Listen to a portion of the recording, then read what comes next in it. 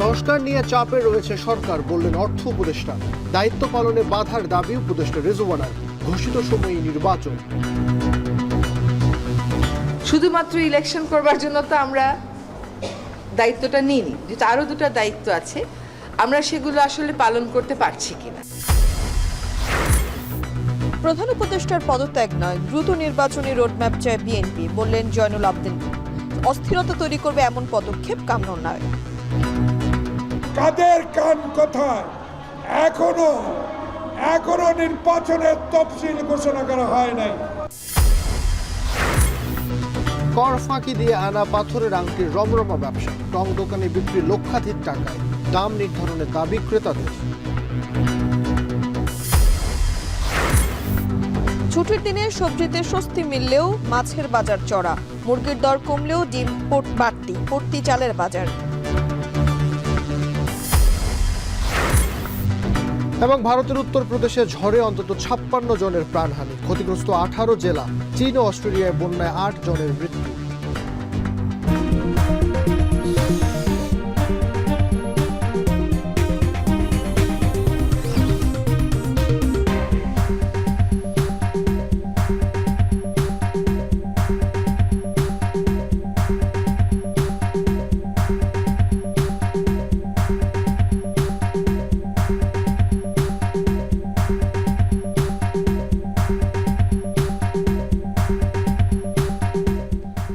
স্বাগত এখন দুপুরে প্রয়োজনের সঙ্গে আছে আমরা দুজন, আমি নাইম আবির এবং আমি তানজিলা খান মিম।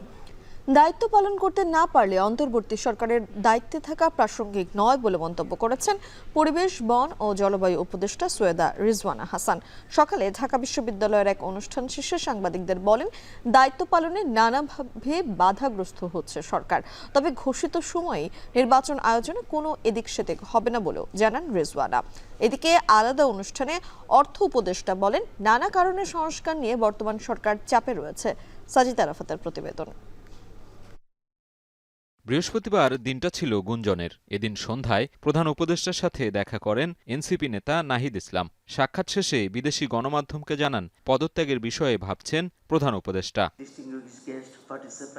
তবে শুক্রবার সরকারের অবস্থান স্পষ্ট করেন পরিবেশ উপদেষ্টা রিজওয়ানা হাসান। ঢাকা বিশ্ববিদ্যালয়ে এক অনুষ্ঠানে তিনি বলেন, সরকার 3টি দায়িত্ব সফলভাবে করতে চায়, তবে নানা প্রতিবন্ধকতায় দায়িত্ব পালনে বাধা আসছে। শুধুমাত্র ইলেকশন করবার জন্য তো আমরা দায়িত্বটা নিইনি, যেটা আরো দুটো দায়িত্ব আছে, আমরা সেগুলো আসলে পালন করতে পারছি কিনা। কারণ আমরা দায়িত্ব নেওয়ার পর থেকে যার যত রকম দাবি আছে সব দাবি নিয়ে তারা রাস্তায় বসে যাচ্ছে, রাস্তা আটকে দিচ্ছে, একদম ঢাকা শহর অচল হয়ে পড়ছে।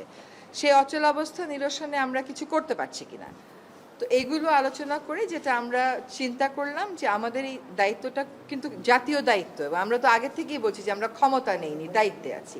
এই দায়িত্বটা পালন করা তখনই আমাদের পক্ষে সম্ভব হবে যখন আমরা সকলের সহযোগিতা পাবো। শুধু নির্বাচন করার জন্য দায়িত্ব নেয়নি অন্তর্বর্তী সরকার, বিচার ও সংস্কার কার্যক্রমে সবার সহযোগিতা দরকার। তবে আগামী ডিসেম্বর থেকে 26 জুনের মধ্যে নির্বাচনের ঘোষিত তারিখের এদিক সেদিক হবে না বলে মন্তব্য উপদেষ্টা রিজওয়ানার। ডিসেম্বর থেকে জুনের মধ্যে নির্বাচন হবে, তার একদিনও এদিক সেদিক হওয়ার কোনো সুযোগ আমাদের পক্ষ থেকে নেই। কাজে এগুলো নিয়ে অন্য ধরনের কোনো কথা বলারও কোনো সুযোগ হওয়া উচিত ছিল না, কারণ বারবারই বলা হচ্ছে যে একটা সময়সীমা দিয়ে দেওয়া হয়েছে। এগুলোতে যাতে কোনো রকমের প্রতিবন্ধকতা না আসে, সেটা প্রথম থেকেই আমাদের একটা আহ্বান ছিল। এদিকে ভিন্ন এক অনুষ্ঠানে অর্থ উপদেষ্টা ডক্টর সালেউদ্দিন আহমেদ বলেন, নানা কারণে সংস্কার নিয়ে বর্তমান সরকার চাপে রয়েছে, দেশের কথা কেউ ভাবে না বলেও মন্তব্য করেন তিনি। দেশের জন্য একটু আর আমাদের জন্য একটু এখন আমরা অনেক চ্যালেঞ্জের ভিতরে আজকে দেরি হয়েছে, কারণ আছে সকাল থেকে আমার অনেক রকম ডায়নামিক্স, সেটা আমি শুধু অর্থ মন্ত্রণালয় না, নানা রকম ব্যাপারে জড়িত হতে হয়, সেটা এখন আবার ব্যাপার সেটা কাছে যাই হোক, তবে সবার ভালোর জন্য কাজ করছি এবং Bangladesh has a very good reputation. এটা শেষ করি, আমি যত ডোনার এজেন্সির কাছে গিয়েছি প্রত্যেকে যে receive hour thing very graciously. প্রতিবন্ধকতা সত্ত্বেও সময় মেনেই সংস্কার কাজ শেষ করা সহ রাজনৈতিক দলগুলোর মধ্যে ঐক্য করার পক্ষে মত দেন উপদেষ্টারা। সাজিদ আরাফাত, এখন, ঢাকা। পদত্যাগ না করে প্রধান উপদেষ্টাকে নির্বাচনের রোডম্যাপ ও যথাসময়ে নির্বাচন দেবার দাবি জানিয়েছেন বিএনপি চেয়ারপারসনের উপদেষ্টা জয়নুল আবদিন ফারুক। দুপুরে প্রেস ক্লাবে অপরাজেয় বাংলাদেশের আয়োজনে জাতীয় নির্বাচন বানচালের ষড়যন্ত্র রুখে দাঁড়াও দেশবাসী শীর্ষক মুক্ত প্রতিবাদ সমাবেশে তিনি এই দাবি জানান। এ সময় উপদেষ্টা আসিফ মাহমুদ, মাহফুজ আলম ও জাতীয় নিরাপত্তা উপদেষ্টা খলিলুর রহমানের পদত্যাগের দাবি জানান তিনি। প্রধান উপদেষ্টা পদত্যাগ করতে চান এমন সংবাদে বিস্ময় প্রকাশ করে জয়নুল আবদিন বলেন, কোনো উপদেষ্টার পদত্যাগ করতে অভ্যুত্থানের পর তাদের বসানো হয়নি।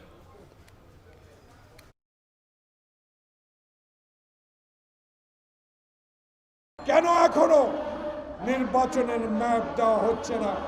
তাই আজকে কাদের পরামর্শে, সলা পরামর্শে, কাদের কান কথায় এখনো নির্বাচনের তফসিল ঘোষণা করা হয় নাই। তাই আমাদের দল বাধ্য হয়ে বলেছে আপনাদের 3 জনের আগেই পদত্যাগ করতে হবে।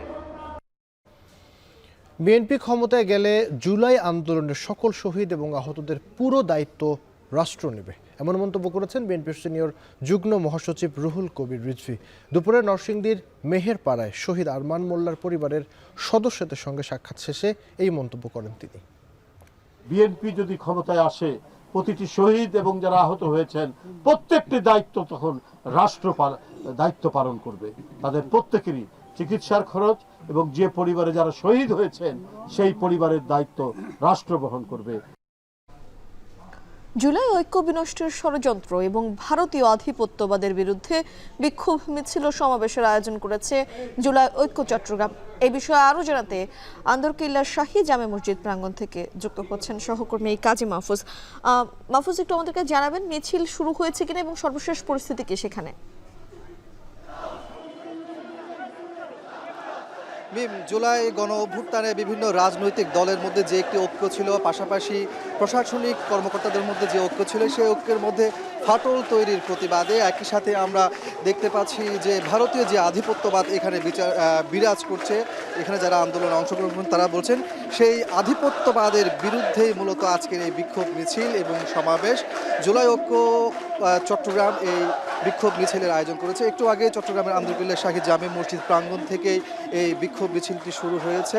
আমরা দেখতে পাচ্ছি যে নগরীর চেরাগি পাহাড় মোড় ক্রস করে মিছিলটি এই মুহূর্তে চট্টগ্রাম প্রেস ক্লাবের দিকে এগিয়ে যাচ্ছে।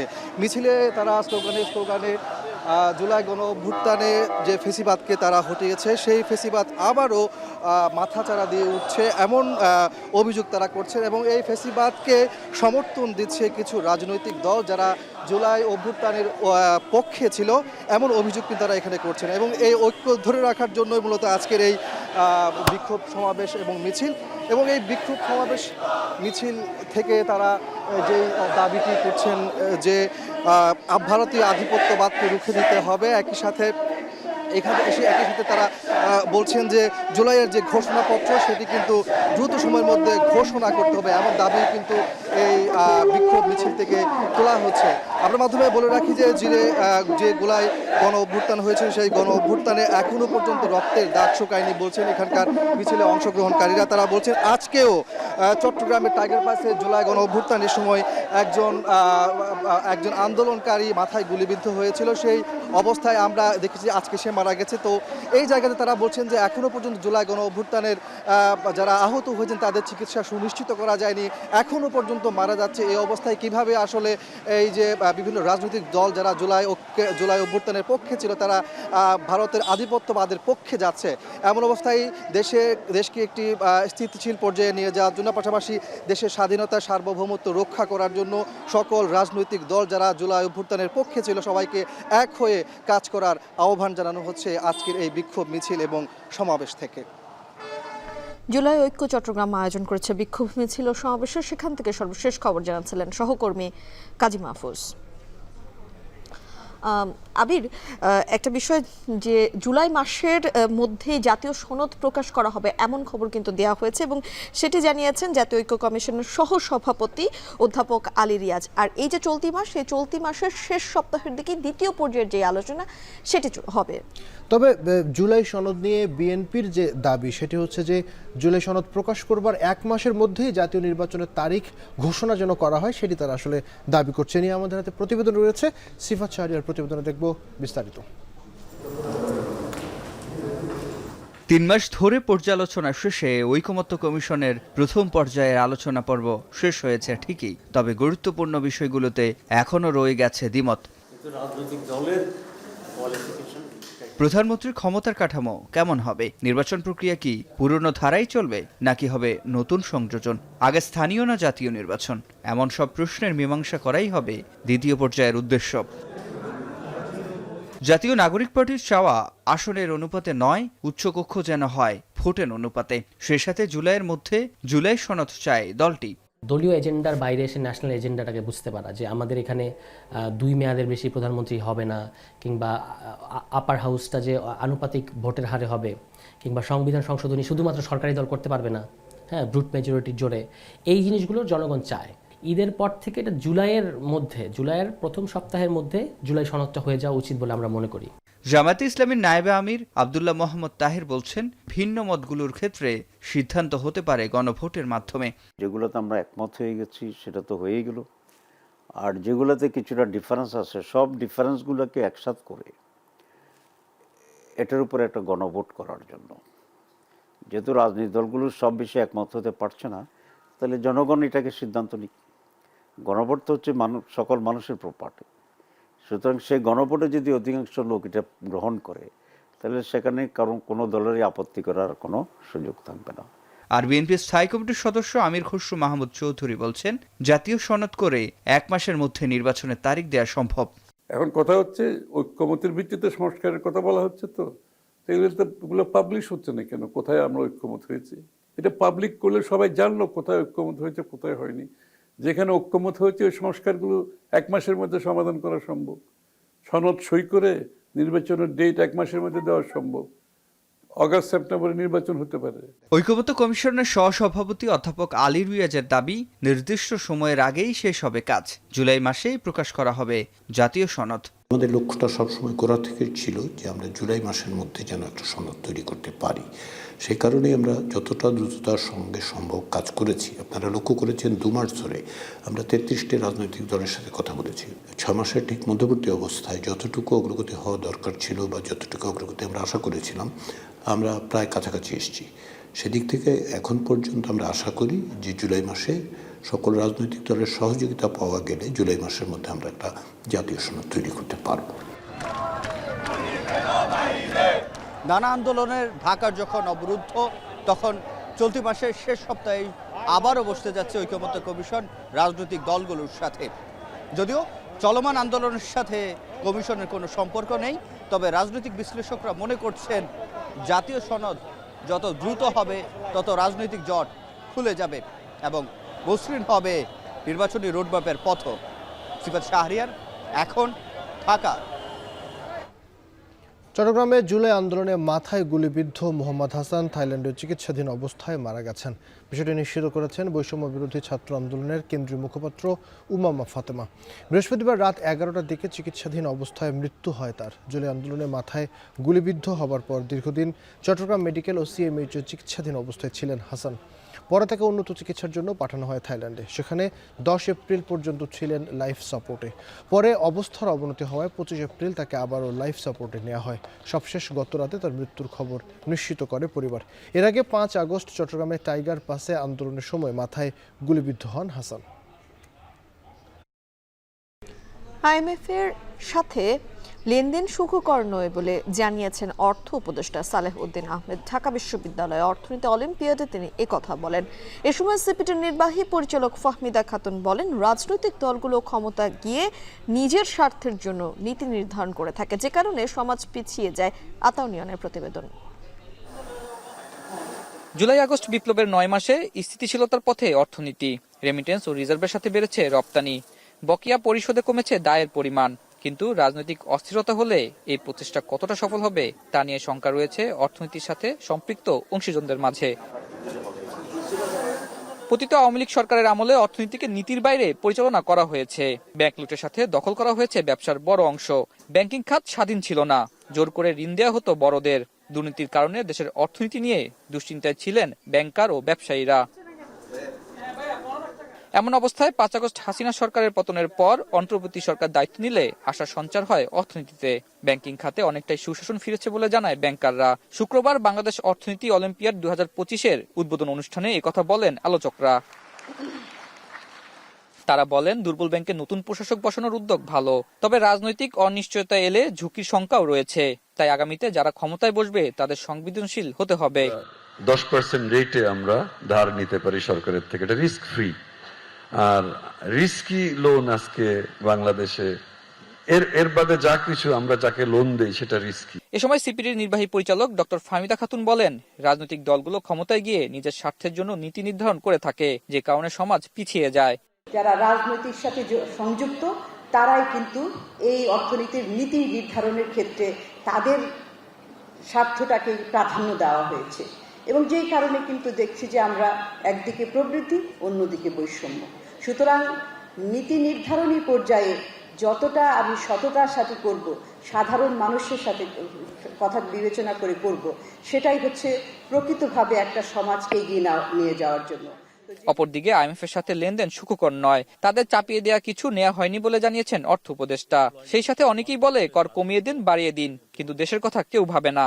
বাইরের থেকে আমরা দেখছেন তো আইএমএফ, ওয়ার্ল্ড ব্যাংকের কত কিছু কথাবার্তা বলে ফেলে, সেটা যদি একবার সুখকর না, এটা সাব অপটিমাল সলিউশন আমরা দিয়েছি, সেটা হয়তো পারি না, বা ওরা যেটা করতে দিল সেটা চাপিয়ে দিতে পারে না, আমরা একটা সলিউশন আসি।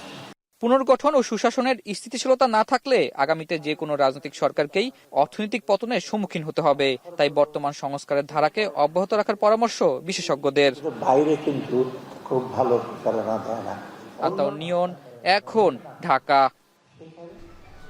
এখন দুপুরে নিচ্ছে একটা বিরতি, ফিরছে একটু পর, সঙ্গে থাকুন।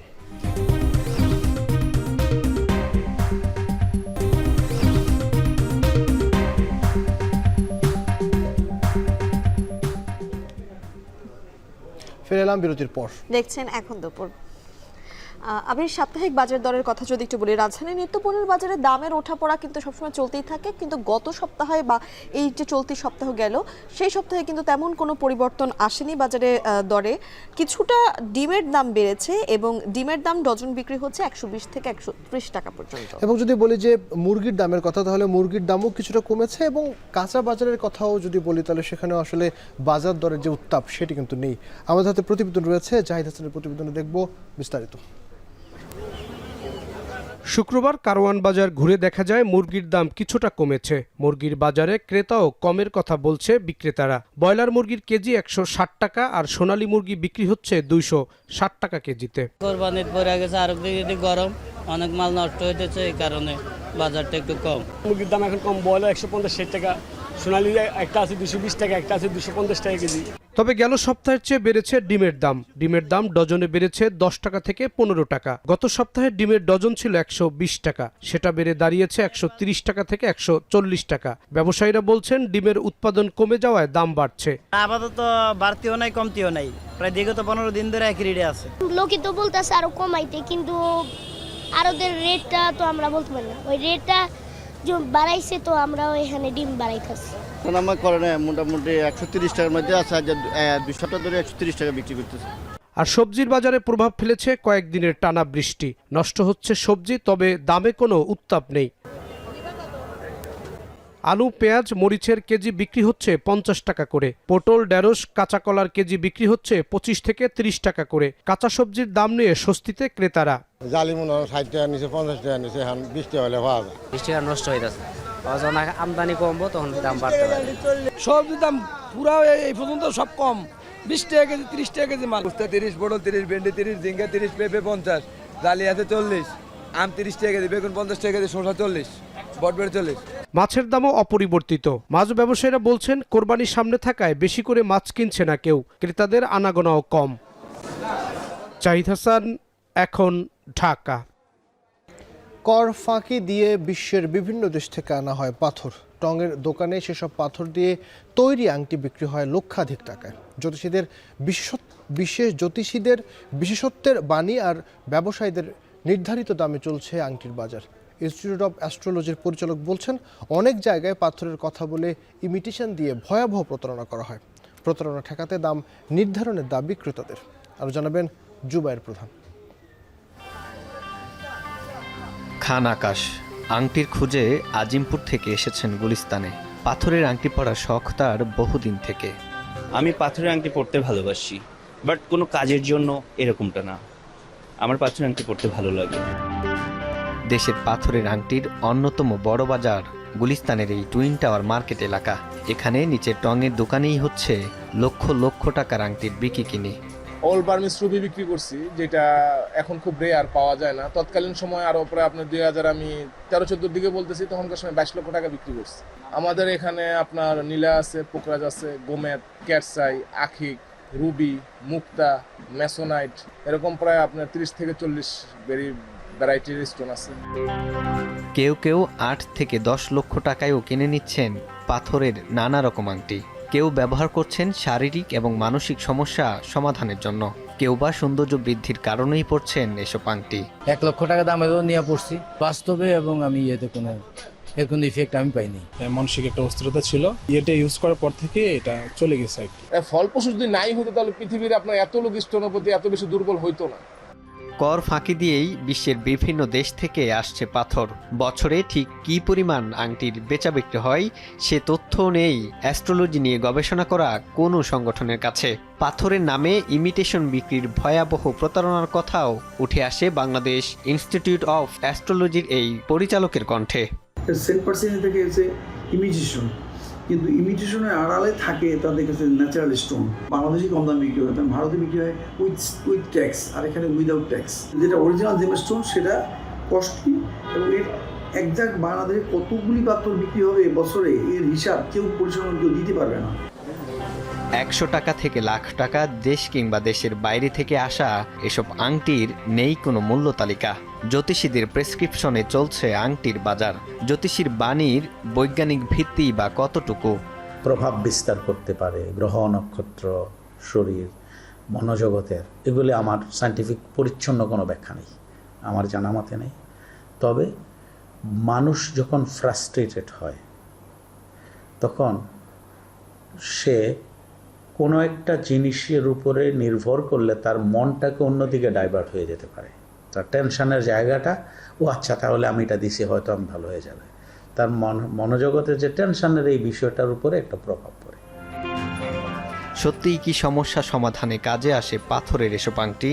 ইসলামিক স্কলাররা জানালেন, ভিত্তি নেই পাথরের বিশেষত্বের। সৌন্দর্য বৃদ্ধির কারণে পড়লেও মূল্য তালিকা নির্ধারণের দাবি তাদের। পাথরের কোনো প্রভাবে মানুষের শারীরিক সমস্যা দূর হবে, মানসিক সমস্যা দূর হবে, বা সে ভালো হয়ে যাবে, এ ধরনের কোনো ক্ষমতা পাথরের নাই।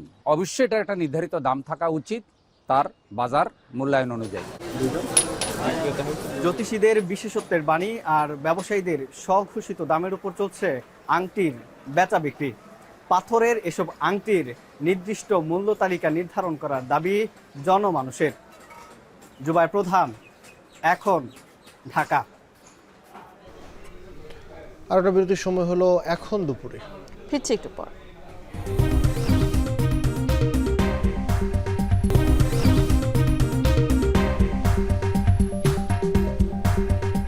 ফিরে এলাম বিরতির পর।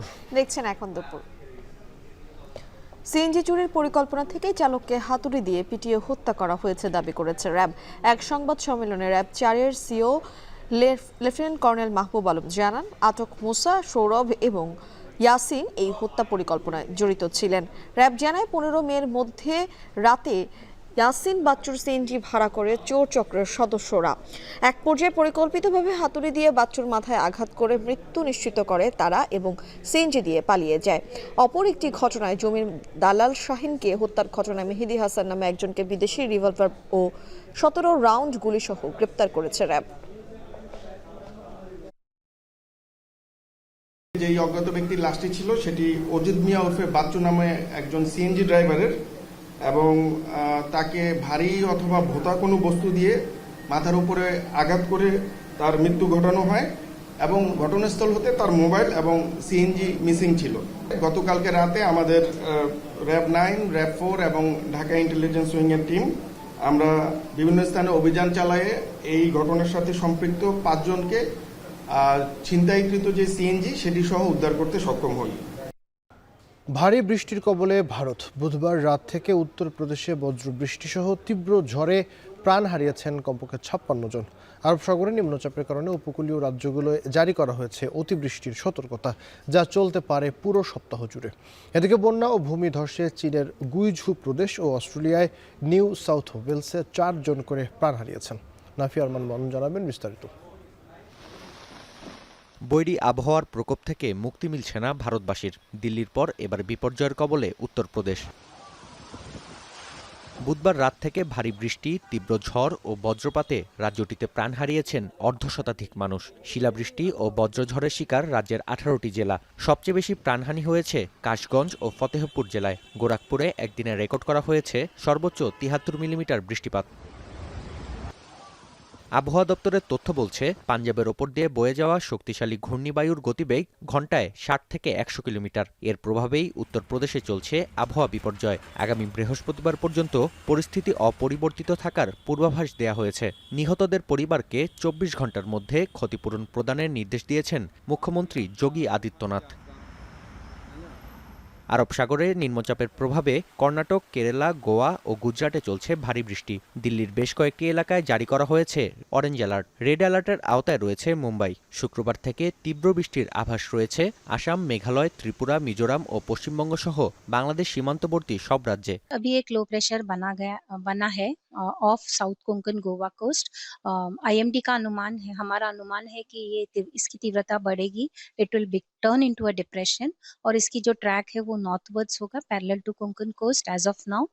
तो इसके चलते हमने भारी वर्षा की चेतावनी दी है। এদিকে অস্ট্রেলিয়ার দক্ষিণ পূর্ব উপকূলে বন্যায় প্রাণহানি বাড়ছেই। এখনও পুরো দেশের সঙ্গে যোগাযোগ বিচ্ছিন্ন প্রায় 50,000 মানুষ।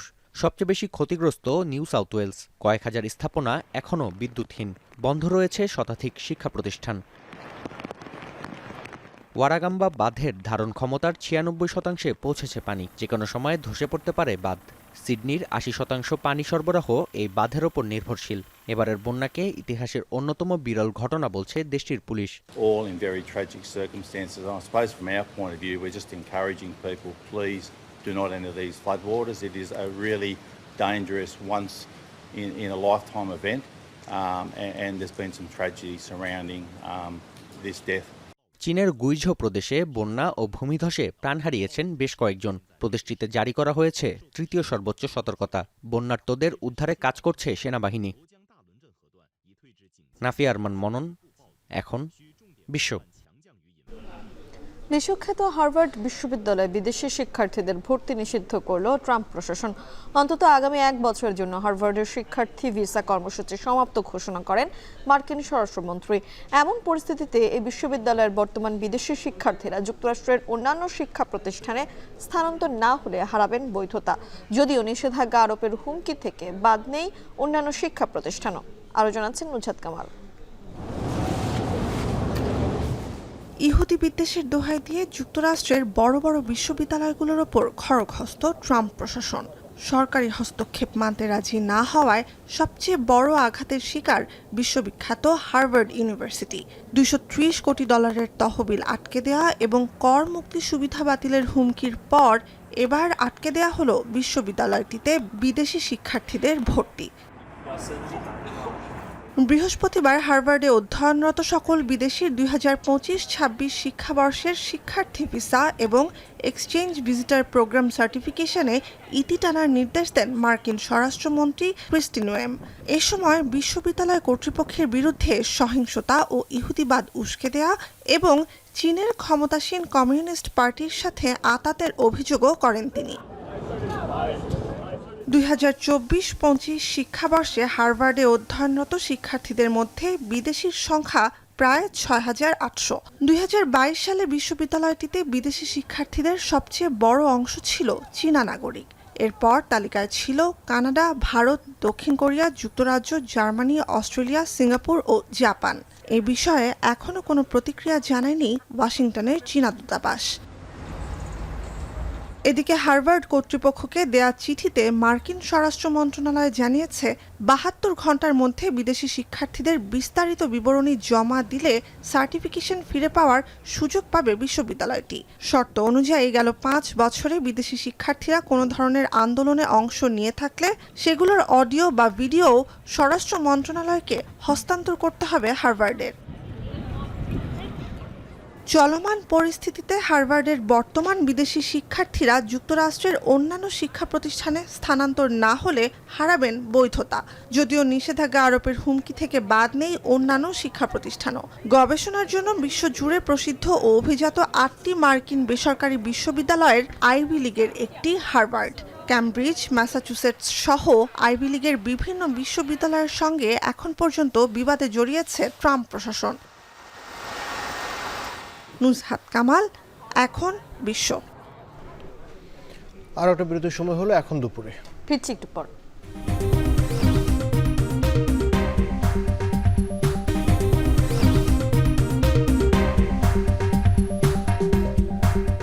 বিরতির পর ফিরে এলাম। দেখছেন এখন দুপুর। নারী বিষয়ক সংস্কার কমিশন বাতিল ও শাপলা জুলাই সহ সকল গণহত্যার বিচারের দাবিতে রাজধানীর বায়তুল মোকাররমের সামনে বিক্ষোভ সমাবেশ করছে হেফাজতে ইসলাম বাংলাদেশ। এই মুহূর্তে কথা বলছেন হেফাজতের নেতা মামুনুল হক। সরাসরি চলে যাচ্ছি সেখানে। ঘোষণা করেন রোডম্যাপের ভিত্তিতে যথা উপযুক্ত সময়ে একটি যৌক্তিক সময়ের মধ্যে নির্বাচনের রোডম্যাপ ঘোষণা করেন। আর সেই নির্বাচন বাস্তবায়নের আগে বাংলাদেশের হাজার হাজার মানুষের রক্তের দাগ লেগে আছে এই খুনি ফ্যাসিবাদী শেখ হাসিনা এবং তার খুনি মন্ত্রিসভা এবং প্রশাসনের হাতে। তাদের বিরুদ্ধে আইনানুগ ব্যবস্থা গ্রহণ সহ তাদের বিচার কার্যক্রমকে দৃশ্যমান পর্যায়ে উন্নতি করতে হবে। আজও পর্যন্ত সেগুলো বিষয় নিয়ে এদেশের মানুষ আশ্বস্ত হতে পারেনি। বাংলাদেশের বিগত জুলাই এবং আগস্ট বিপ্লবের প্রতিটি অংশীজনকে আমি আজ হেফাজতে ইসলামের পক্ষ থেকে উদাত্ত আহ্বান জানাতে চাই। বিগত 15 বছরের ফ্যাসিবাদী আমলে আমরা যারা রক্ত দিয়েছি রাজপথে, জীবন দিয়েছি রাজপথে, সকলকে আমি অ্যাড্রেস করি।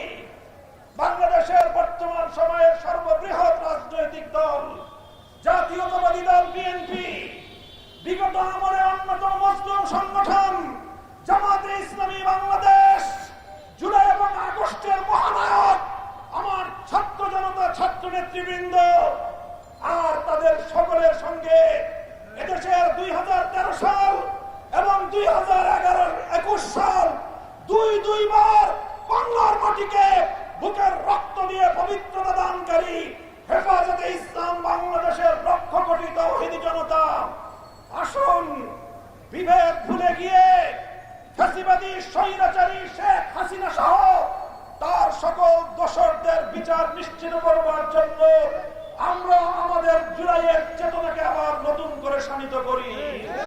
শেষ করছি এখন দুপুর। তার আগে প্রধান খবরগুলো আরো একবার। সংস্কার সহ নানা চাপে সরকার, বললেন অর্থ উপদেষ্টা। দায়িত্ব পালনে বাধার দাবি উপদেষ্টা রেজওয়ানার। ঘোষিত সময়ে নির্বাচন। শুধুমাত্র ইলেকশন করবার জন্য তো আমরা দায়িত্বটা নিইনি, যেটা আরো দুটো দায়িত্ব আছে, আমরা সেগুলো আসলে পালন করতে পারছি কিনা। প্রধান উপদেষ্টার পদত্যাগ নয়, দ্রুত নির্বাচনের রোডম্যাপ চায় বিএনপি, বললেন জয়নুল আবদিন। অস্থিরতা তৈরি করবে এমন পদক্ষেপ কাম্য নয়। কাদের কান কথায় এখনো নির্বাচনের তফসিল ঘোষণা করা হয় নাই। কর ফাঁকি দিয়ে আনা পাথরের আংটির রমরমা ব্যবসা। রং দোকানে বিক্রি লক্ষাধিক টাকায়, দাম নির্ধারণের দাবি ক্রেতাদের। ছুটির দিনে সবজিতে স্বস্তি মিললেও মাছের বাজার চড়া, মুরগির দর কমলেও ডিম বাড়তি, পড়তি চালের বাজার।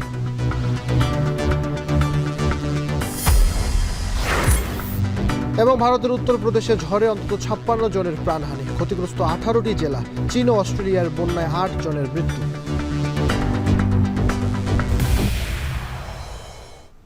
শেষ করছি এখন দুপুরে। এখন টেলিভিশন ওয়েবসাইটে দেখতে ভিজিট করুন এখন.tv। এছাড়াও ফেসবুকে দেখুন facebook.com/tvএখন আর ইউটিউবে দেখুন youtube.com/c/এখন।